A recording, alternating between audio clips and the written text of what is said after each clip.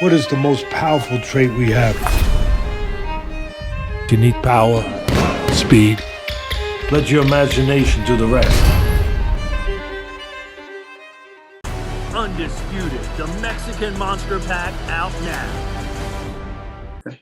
Boxing King Media. It's Monday evening. Delighted to be joined by Mr. Duke McKenzie, Hall of Famer, British boxing legend.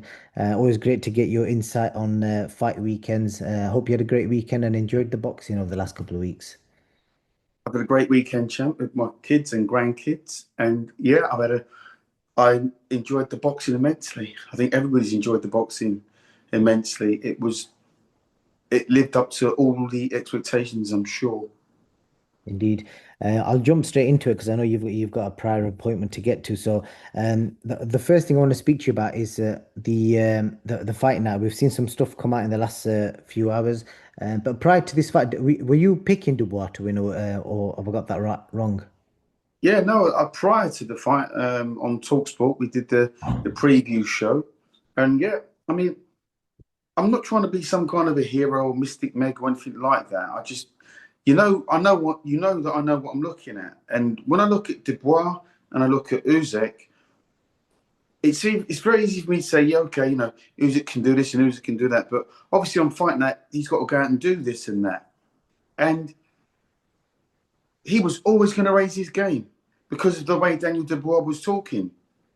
Maybe I took it on like an ex-fighter and I said to myself, these questions are being directed at me. How am I going to approach this fight? Do you see what I mean? So in Uzyk's mind, he said to himself, okay, this guy's going to meet fire with fire. He's going to make it really rough and ready, and I have to make sure I'm ready to go. I saw a video of Usyk shadowboxing before the fight.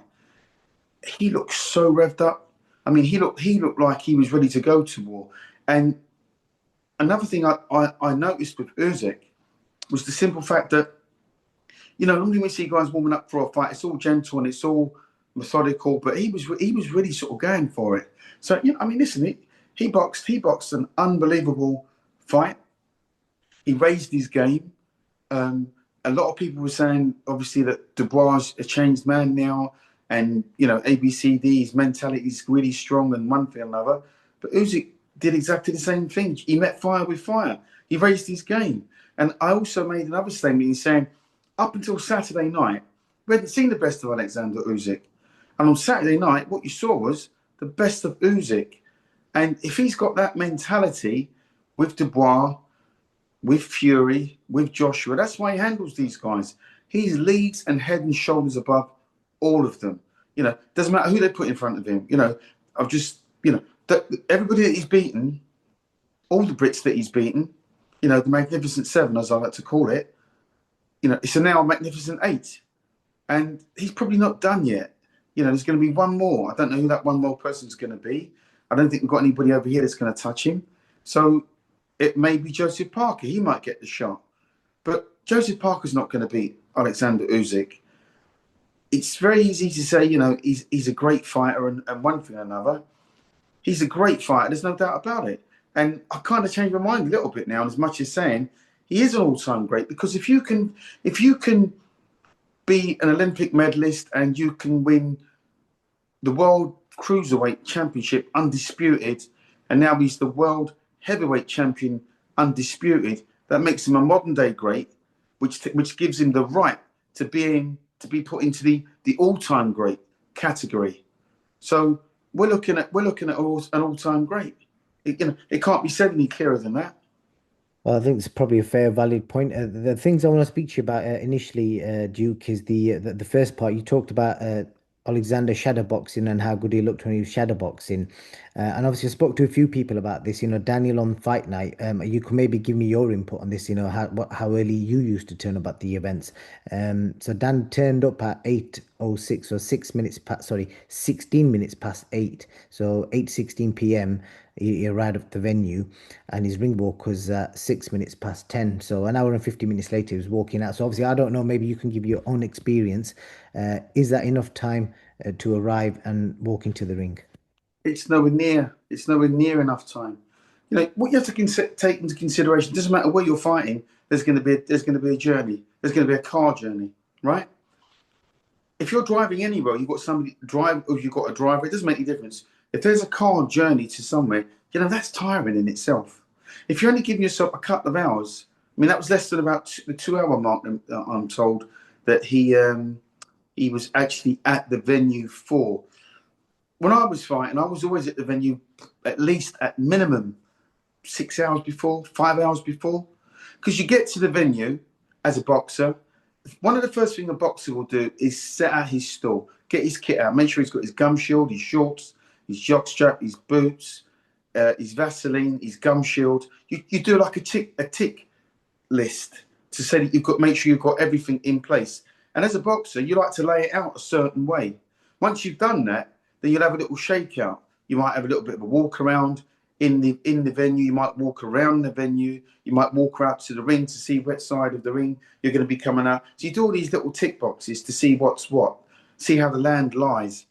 Once you've done that, you're back to the changing room. You'll have another little shakeout. You might skip for 20 minutes. Then that's you've killed like about an hour and a half. Then you might close your eyes for like about an hour or so. That's 2 hours. Then you might get up and have another little stretch for half an hour. So all in all, you need about a minimum of at least 4 hours just to unwind and relax.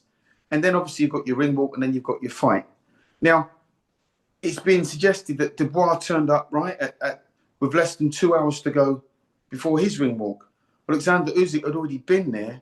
His hands were already wrapped. He was already warmed up and ready to go 2 hours prior to getting into the ring. If this is the case, and this is factual, what I'm hearing, and obviously from different sources, then you have to say there's a lack of, it's unprofessional. It's just unprofessional. Now, again, that's not on Usyk's part. That's on Dubois' part. If that was the case, it's unprofessional. Well, the Simon Jordan's said something this morning, and again, I don't know what his sources are, but this is what he's claimed. He's saying that he's heard that there was a party at the Dubois household with 60 plus people, and apparently these 60 plus people arrived at the venue, and there was some issue with regards to getting these people's seats. And at that point, I'm assuming he was talking about Daniel's dad, basically said that Dan wouldn't fight if these people can't get seats. If this is, Right. have you ever heard of anything like this before? Right. Again, this is from Simon Jordan, not from me. Yeah, these are some of the rumours that are going around now. It's a very sad state of affairs, because Daniel Dubois, he doesn't strike me as being the party animal. He's not the kind of guy to want to be around loads of people before he's got such a major fight. That kind of thing can unnerve you, and obviously has unnerved Daniel Dubois. Not saying that would have made any difference to the outcome of the fight, but it's not the right prep. Sometimes your family members, if that's the case, can get a little bit too close. And, it's always good to keep your circle small. Having 60 or 70 people hanging around you, or people that you don't even know, probably half of them, that's not a good look, if that is the case. I can't really understand what their method of thinking would have been, why they would have been having some kind of a celebration party, quote unquote, whatever they were doing. But you don't want to be around that many people. It's bad prep. Obviously, we go into the ring. We saw Alexander Usyk loading up with heavy shots quite early. And obviously, during the week, he was talking about don't push the horses. And that's like a Ukrainian analogy. And it's very similar to not poking the bear. It's along them lines. And obviously, all the stuff that was said to him, being called a cheat, all the stuff about the low blow, having his faith questioned. Do you think there was an element, and he hasn't said this, do you think there was an element of him wanting to make a statement? Well, he made this statement. He made this statement. Everything what you've just mentioned, but I had heard also and seen on social media and heard on Fight Night and the build up to the fight. Not only did Daniel Dubois poke the bear, get under his skin, like I say, when Usyk came out in the first round, he was ready to go to war, quote unquote. He meant business. He was so fired up. They really got him at it. Usyk came out with his hands up and his chin down. Usyk, normally, if you watch any of his fights, he comes out in a much more relaxed manner. He has what we call a couple of feel-out rounds. He'll feel you out and they try and suss you out. There was none of that for this time. But he expected Dubois to come flying out the traps. Dubois, to me, in the first round, looked really tired. I don't know if it was the occasion that got to him. Obviously, Usyk got to him, but his punches had no snap on them. When Dubois fought Anthony Joshua in the first round, he sat out his stall and he went to work straight away. Steady jab, stiff jab, big jabs. He jabbed Joshua to death in the first 30 seconds. But in this fight against Usyk, the jab was pretty much non-existent. Like I say, whether it was the occasion that got to him, I mean, people can say what they want. They can say, he's boxed in front of, 90,000 people before. He's been at Wembley before. Every fight's different. Every fight will have a different effect on you, emotionally and otherwise. So, like I say, Dubois, to me, on the ring walk, he looked totally disinterested. He was off with the fairies. He didn't look fired up. He was walking quick, but he didn't look. There was something missing. With regards to the corner work, there's been some mention. I spoke to Spencer Fear the other day, and he highlighted what was going on in the corner. I think in his words, he said there were 25 people in the corner. There wasn't 25 people, but he was mainly referring to Daniel's dad and basically saying that Don Charles didn't have the authority, and he felt that Dan was listening to his dad rather than his trainers, and it was chaos and too much going on in the corner. Obviously, I've not seen it back on TV yet, but what did you make of the corner work on the night? It sounded chaotic from what I could hear. Too many voices, and it's like Dubois hadn't learned his lesson. You can't tell me that this is the first time there's been a dad in the corner sounding off, giving advice, the wrong advice, and there's only one person's voice you need to hear, in that corner, and that's the voice of your coach. If the coach has been silenced by the father, then again it's unprofessional because the dad's not training the boy. That's why he's got a coach. They chose Don Charles as their coach. And up until this point, he's been their hero. And he should still be their hero because he stands by what he says. They win together, they lose together. It's that bad boys quote. They win together, they lose together. Don Charles isn't about to suddenly go, I'm going to wash my hands of this kid, and rubbish him. He's every much as broken now, Don Charles, as what his fighter is, because he said before the fight, win, lose or draw, it falls on him. He had to come up with the mother of plans, which is what he stated, to beat Usyk. So the tactics that Dubois employed were that of the coach. Now I'm sure, had they have got off to a better start in the fight, things might have been different. But the fact is, the maverick, the genius, the intelligence, the ring generalship, you can throw every superlative at Alexander Usyk that you want. It was a brilliant performance because this is boxing at the highest level. These are two world champions in a unification fight. It's not a challenger. It's not a challenger fighting the champion. You had two champions going head to head. And a lot was made of Alexander Usyk before the fight, saying that there were chinks in his armor, there was miles on his clock, and all this kind of nonsense. But as you saw in the fight, he's just he's going to retire undefeated, and that's why he goes into the all-time great top 20 list as a two division undefeated unified world champion. Just the last couple, Duke. With regards to the ending of the fight, I've seen Dave Allen, Derek Chisora, and a few others have used the word quit on Dan, saying that he quit and he chose not to continue. What's your observations of the ending of that fight? Well, I watched the fight live, and at that point, I didn't think Daniel Dubois quit. I still don't think he quit. I don't like to use that word quit with any fighter because that can ruin you psychologically, can damage you. Now, those guys weren't taking the punches. Chisora's boxed Usyk and he knows what Usyk's like, obviously, but he wasn't there on Saturday night taking those punches. So I'll have to reserve judgment until I've seen it again, and then see whether or not Dubois quit. But it looked to me, the first he got clipped with a right hook, then the overhand sort of left hook that he got caught with from Usyk, that would have put anybody on their backside, Chisora included. So He went down heavily. He looked like he was looking into his corner after his eyes had been to every other corner. He was off with the fairies for a few seconds. Once he actually made eye contact with his corner, the count was up to about 7. So now he's got 3 seconds to get up. His head seemed to clear, and then he got up, and he got back to his corner unassisted. But that doesn't mean to say for 10, 20 seconds previous to that the boy wasn't out of it, because he looked pretty much out of it to me.